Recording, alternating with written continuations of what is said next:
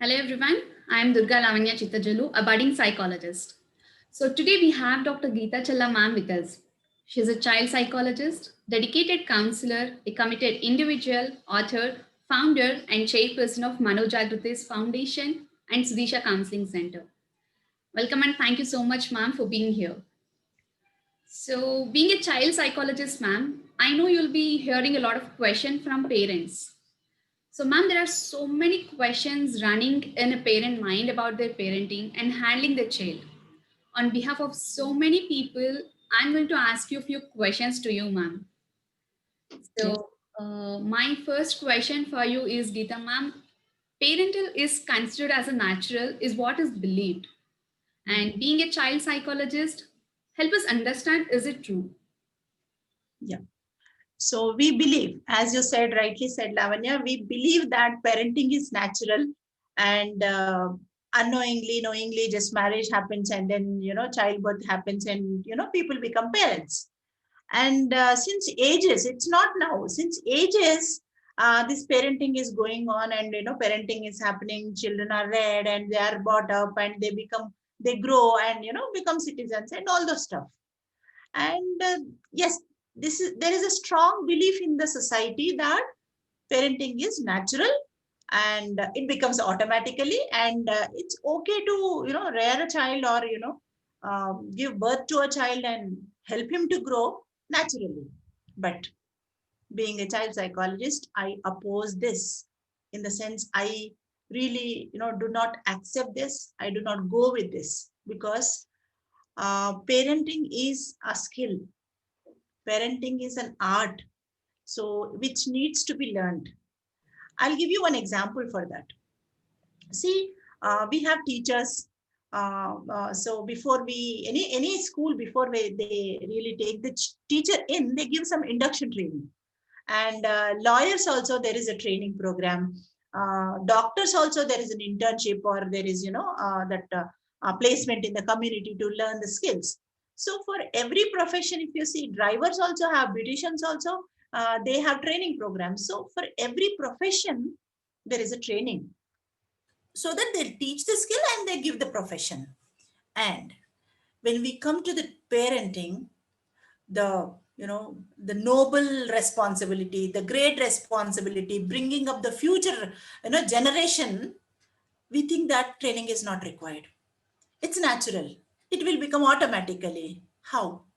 Because we doesn't study anything about child psychology in our education, in our curriculum. So there is nothing taught. And how do we believe that? How do we really convince this idea that parenting is natural? So I say that parenting is not natural. It's need to be learned. It needs to be developed, and skills, we call them as parenting skills, which are required to become a ideal parent, positive parent, or whichever, happy parent, maybe happy parent. Yeah. I understand, ma'am. Also, I have one more question, ma'am. So earlier days, we don't have any such type of parenting courses and all. So all these courses came up in the recent times. And what do you think that this is helping a lot for a parent to grow their child? Mhm. Yes, as you said previously, there is no training program to be a parent. I agree, 100% agree. But when you see the structure of the society, when you see the community, when you see the culture, when you see the family as a system, there were so many learnings. Adolescent or young adult will learn from the parents or from people around, and there was a lot of family time, lot of interaction, lot of learning, that life skills we used to learn from people around. It can be grandparents, it can be parents, it can be aunt, uncle, everybody, brothers, cousins. But now you see the system has changed, family composition is changed, Yes. community is changed, time is changed, and we are like we are in the rat race. We don't even look for the person who is beside us also. So this sort of generation, if they are becoming parent, they themselves don't know the life skills, and what we can expect from them to teach life skills to the children. So parenting as a training was not there. That is what we are discussing, but it was there in an informal way. It was learned automatically, but now we are giving, we are giving the training programs, webinars, many things we are doing because it is required now. It was not required in those days, but now it is required. Wonderfully said, ma'am. And also, ma'am, I see few parents who want their child to be disciplined, and few will give a lot of freedom. And also, few parents will be very strict and they'll give punishments to their child, and as many such. So, what is your opinion on this, ma'am? And what do you think is a correct way to raise a child? Yes, this is generally a very interesting question and also informative question. So if you want to, or if we want to understand the, how a child should be reared and which one is good, which one is bad, we need to learn about the parenting styles. Okay. So parenting styles, there are 4 parenting styles: authoritative, authoritarian, and also democratic and permissive. And apart from these, nowadays we have other, very interesting. Nowadays, people are talking about helicopter parenting. Huh? So helicopter parenting is always about the child and, always observing, and whatever happens to child, I am responsible. And, wherever the child is, the parent think that I should be there. I should understand. I should do something for the child. So, uh, it's not about how to rear, but it should be a combination of all these things. So a parent should have, should act as an authoritarian parent sometime, authoritative parent sometime, and also democratic parent sometimes. It's like combination of all. It's not one. So when again the effects are very serious. When the child is reared in a permissive parenting, the effect is completely, bad, which is not expected a child to be like that. Nobody want, but because of this parenting, the child's personality is completely framed. So we need to understand this parenting styles as a complete module. Yes. Agreed, ma'am. So, as you said, there are multiple styles in parenting, and it should be a combination of all this to raise a child. And also, I'm considering these corona situations, pandemic situations, it is being really stressful for parents to manage the child who is staying at home all the time. And also, apart from the situation, for parents, it's being a stressful these days, I would say. So, what is your comment on that? Parenting is considered as stressful sometimes. Yes, it is stressful. Yeah, definitely it is stressful because of few factors, but otherwise parenting is I should say, a lovely profession, wonderful lifetime. That phase of life, being a parent is really lovely. But it is nowadays looked at or perceived as a stressful stage of life. Reason being, number one, I have few reasons. I think the number one is expectations on the parents, expectations on the children.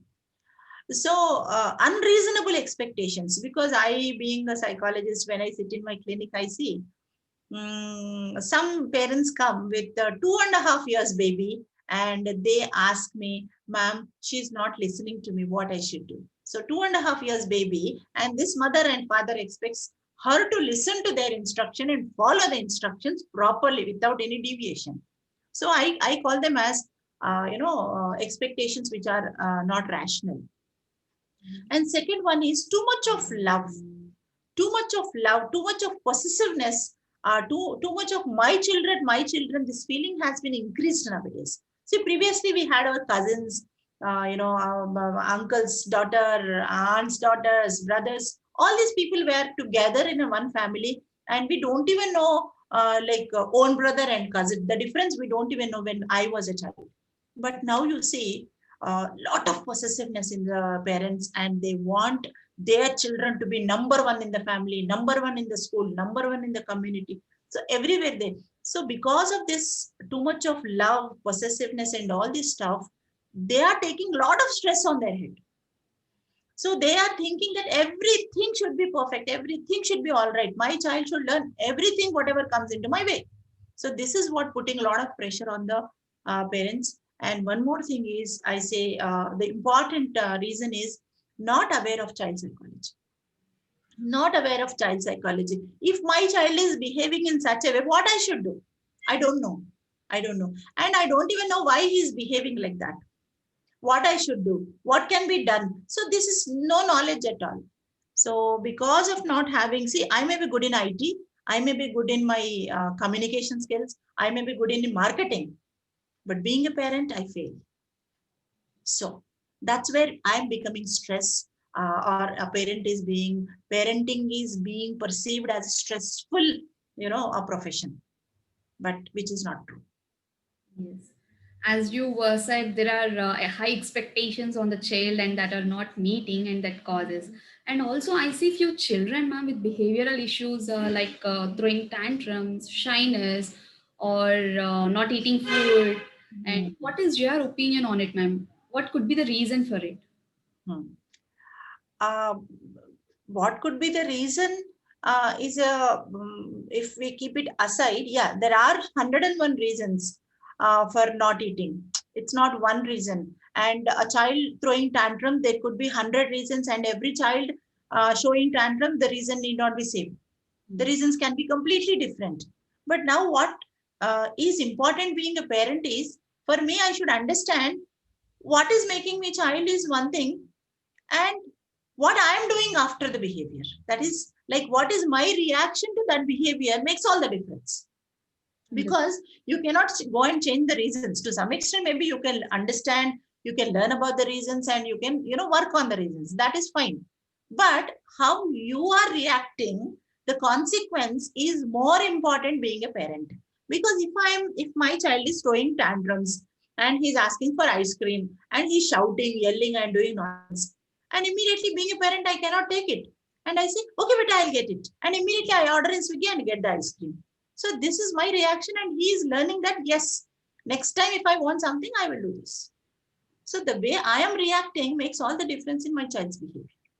So when I was, getting trained in NIMH for a behavior management course, so we observed a child throwing tantrums, like completely breaking everything, sort of that much tantrum was handled in 30 minutes in a professional way. So it's not attending to him, it's not giving what he want, it is not trying to stop him, just ignoring. Just ignoring can help sometimes. This is one, I'm just telling you one example of my experience. So just ignoring can help, but the parents will not have that much patience. Parent cannot take that much nonsense, and that disturbance they cannot tolerate. And sometimes the parents cannot see a child like that. No, my child should not cry. No, my child's face is becoming red, so I don't want to see it, I want to stop it, so I'm doing it. So it's like the way you react should be learned, and you should really respond to the situation properly. So, as you said, a parent should react to the child situation and respond to it accordingly. So, I would ask that how does a parenting plays a major role in child's life? Hmm. Hmm. See, I would say that in a simple two-line answer, whatever your child is, it is because of you. You are your child is a replica of you. So your parenting actually makes all the difference. I would say not even 100, 200% difference in child's life, because according to psychoanalysis, Sigmund Freud says that 0 to 6 years of your parenting, the child's experiences, the child's need satisfaction, all these things completely form this personality of a child. So it's the important part in child's life. So you cannot neglect. You can give a good schooling for him. You can give good recreation facilities for him. You can give a lot of books for him. Everything you can provide. But being a parent, if you are not following the proper strategies, the child's personality will definitely have an impact. So it's very important. Okay. And also, ma'am, as you said earlier, throwing tantrums, and also few children are very shy and not eating food or something behavioral issues. What can a parent do if a child is not listening to them when they are trying to calm them down and a Hmm. child is not listening to them? What can they do? Hmm. As I said, there are wonderful techniques of behavior modification. I look at this as a behavior. Okay. So the behavior can be modified or the behavior can be maybe the expected behavior can be learned or can be developed in three ways. Number one, I say uh, uh, developing new habits. Developing new habits, developing new behaviors, there are strategies. And number two is, arresting or preventing the behaviors which are unexpected. There are strategies. Okay. And there is one more way of substitution of the good behavior in the place of bad behavior. Okay. And one more way is like pegging. We call it as pegging. Pegging is like if he is having one behavior which you want him to do, you are pegging it with the older behavior, which is already existing. So my child, every day my child gets up and brushes his teeth. It is fine. But my child is not actually putting his towel after taking bath. He is just throwing on the bed, which I don't like. It's not good. So what I will do, I will peg this behavior, expected behavior with the older behavior, which is already good. So this is how it works. Okay. There are wonderful techniques of behavior modification. Nicely said, ma'am. And also, ma'am, be a child, boy child or a girl child. So for a girl child parent, they're always concerned more about the girl's safety in the society. And what is your opinion? And from which age parents should be very careful if they're having a girl child? Yeah.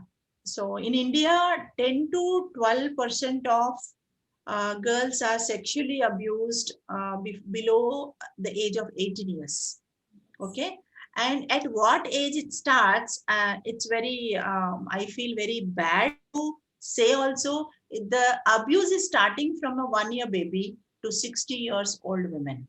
So it is not that age is this thing, age makes difference or something. No. So the abuse can happen to any girl at any age, at any place, by anybody.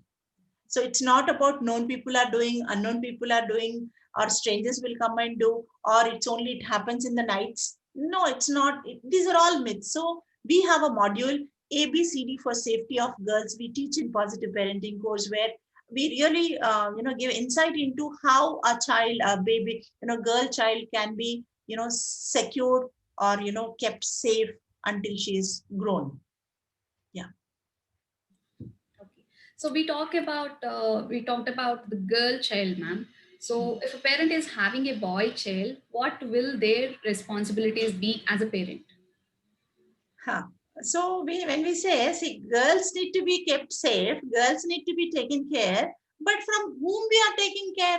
From whom we are trying to keep them safe? The boys, the next, half of the world, which is next to us. In the same family, the boys are there.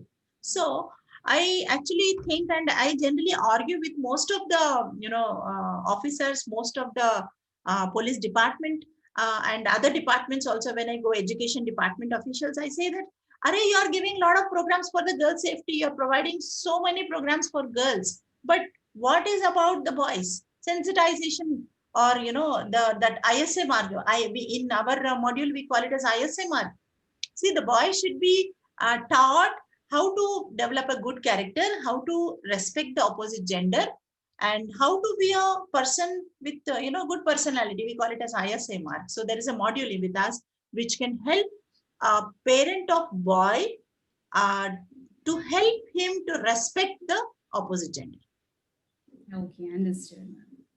And also, ma'am, these days there's a repeated question I'm hearing from a lot of parents: having a single child is good, or having a two or more than two children is good.